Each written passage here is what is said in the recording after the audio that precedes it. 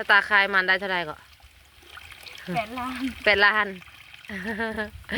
ขายมันได้8 ล้านทุกคนบัดพอด7 ล้านกำไร1 ล้านต่อปี1โอ้ยเนาะ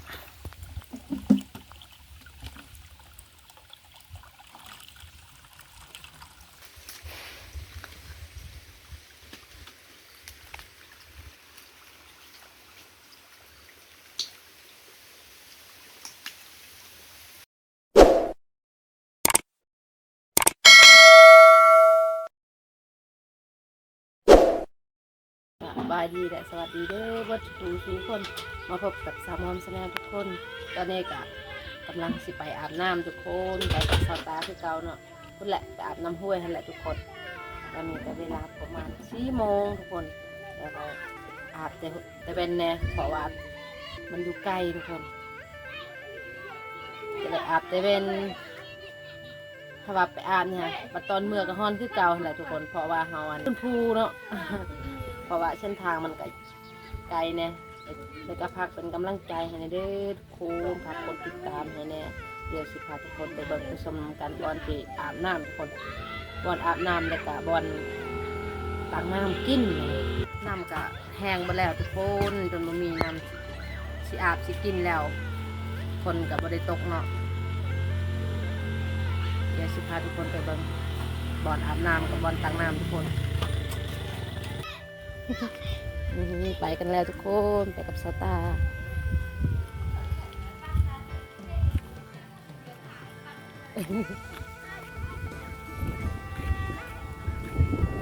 บรรยากาศทุกคนลม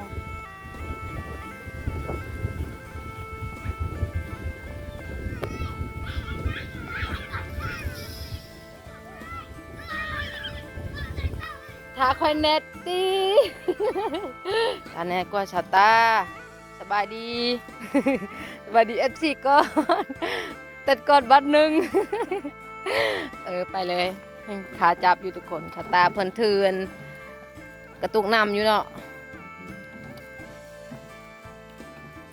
นี่แหละทุกคนแต่ว่าอาบน้ำกะตอนเมื่อกะนี่แหละยังฮอนคือเก่าเนาะเพราะว่าขึ้นภูตัวนี้ไหม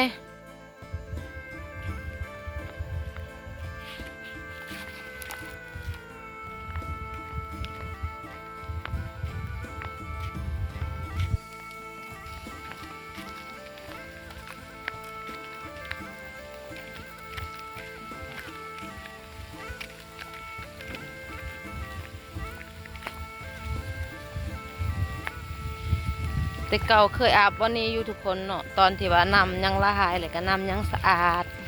เคยอาบอยู่นี่แต่เก่าค่ะแต่ว่าตอนนี้เห็นอาบบ่ได้แล้วทุกคนเพราะว่าน้ำก็แห้งแล้วเนาะและก็ถ้าว่าอาบแล้วมันคันทุกคนน้ำมันเปื้อนก็เลยอาบบ่ได้ค่ะพุ่นแหละอาบอยู่เทิงนั่นแหละทุกคนแห้งคักแห้งบัดเลย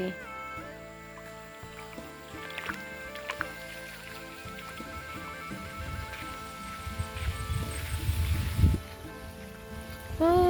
ากาศดีวันนี้ตอนแรงทุกคนลมอยู่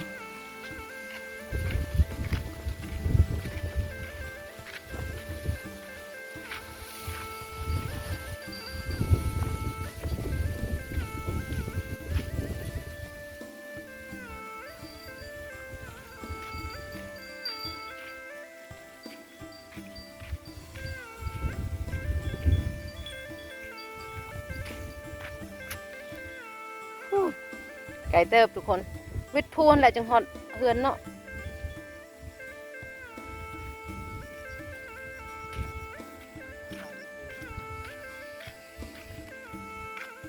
ส่วนมันสตาทุกคน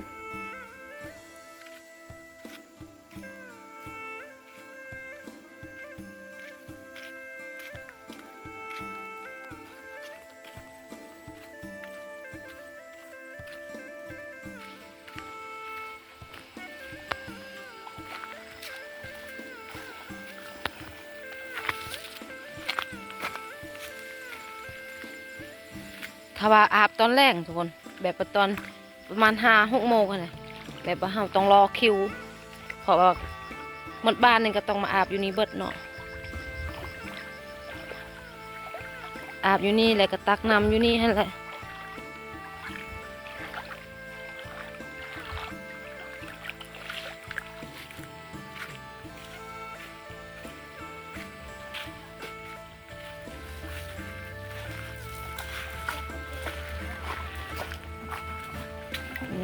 บอนนี่ทุกคนบอนอาบน้ำ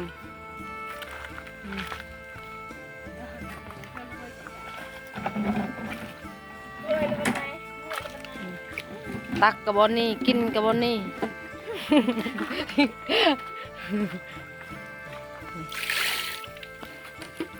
บอนนี่ที่ว่าอันนั้นอยู่ทุกคนแต่ว่าเขาเจ้าจักเป็นอย่างเขาเจ้าบ่ยอมอาบน้ำบอนนี่ฮะนะ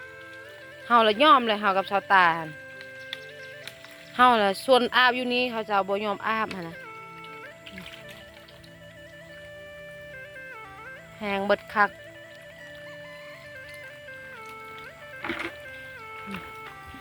น้ำน้อยๆนี่สิอาบได้บ่ทุกคนทุกคนกับชาวตากะว่าชิชาหัวเลยมันนี่น้อยชาวตาชาวตาขายมันได้เท่าไหร่ก็8 ล้าน 8 ล้าน ขายมันได้8 ล้านทุกคนบัดพอด7 ล้านกำไร1 ล้านต่อปี1โอ้ยเนาะ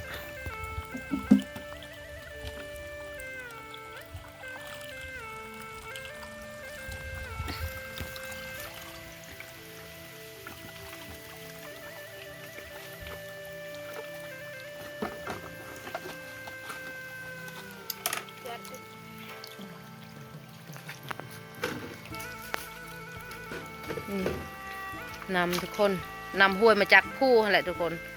เนาะ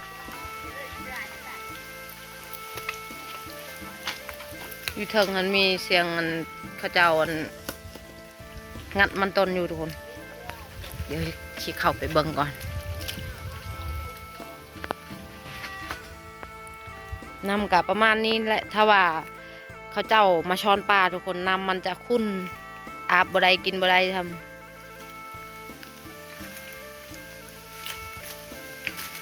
เดี๋ยวเราจะเข้าไปเบิ่งเขาจะงัดมันก่อนเบิ่งมันต้นก่อนโอ้มันบ่เน่าได้มันเฉาะเลยห่อต้องเป็นนะห่อมันบ่เน่าเลยทุกคนปกติหันถ้าว่าแบบนี้นะมันต้องเน่าทุกคนแต่ว่ามันปลาเฮานี่นะมันบ่ยอมเน่า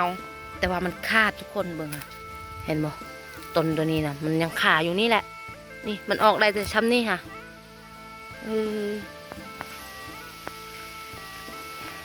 ตะบนได้เฉาะเลย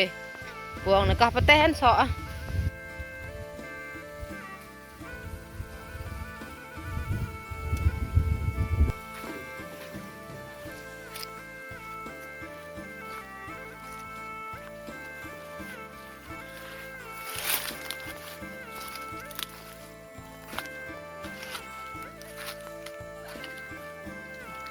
ข้าวเดียว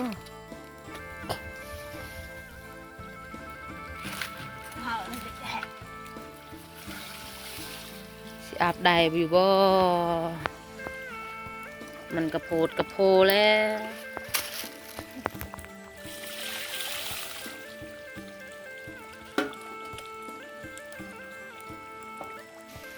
ความลำบากสบายไหมชะตาเอาพัวช้าไปแล้วเอาพัวปะนำนี่ช้าทุกคนเอ้ยลำบากอีหลี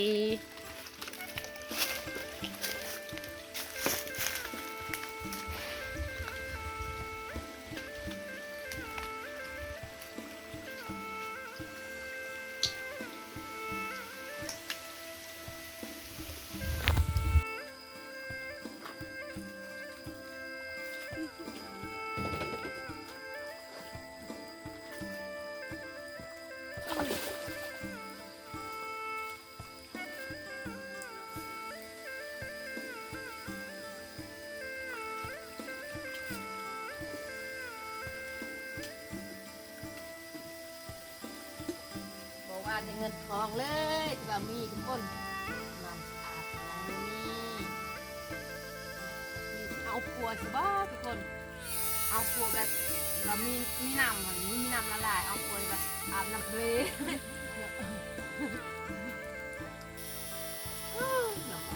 แบบ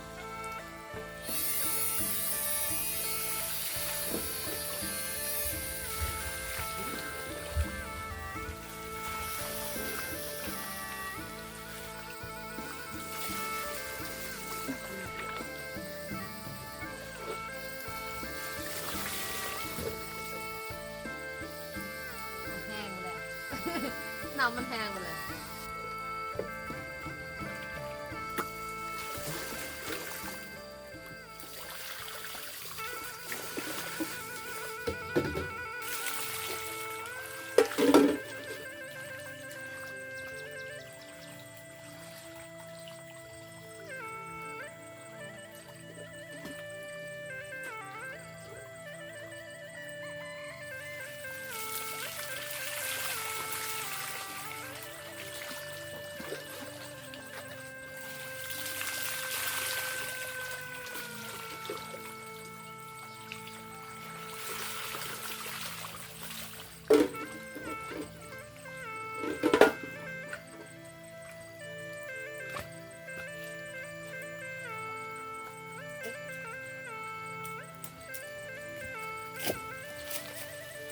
บอชาวตาน้ำตัวชิเบิดแล้วทุกคน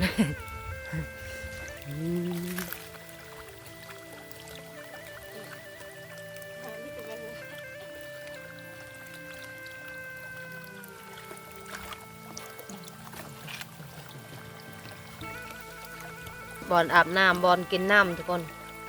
บอนอาบน้ำกับบอนตักน้ำเนาะก็ประมาณนี้แหละทุกคนอาบแบบลำบากนั่นแหละถ้าว่าฝนตกกับใครแน่เนาะมีน้ำกินมีน้ำอาบอันนี้ฝนก็บ่ได้ตกเลย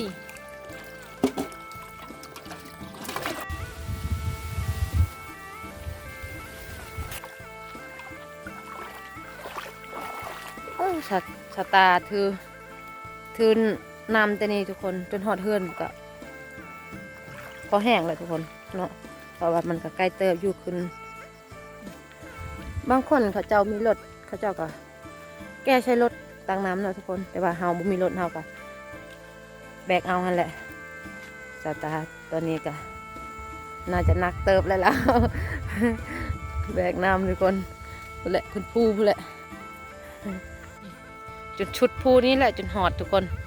ภูนี้ก็อันไกลเติบอยู่แดดจ้องหน้าทุกคน มันก็เก็บช็อต เมื่อแล้วทุกคนนี่แหละขึ้นภูตัวนี้แหละทุกคนมันน่าจะจะเมื่อยอยู่ปิดภูนี่แหละจนหอนเฮือนเนาะแต่กัสิปิดคลิปก่อนทุกคน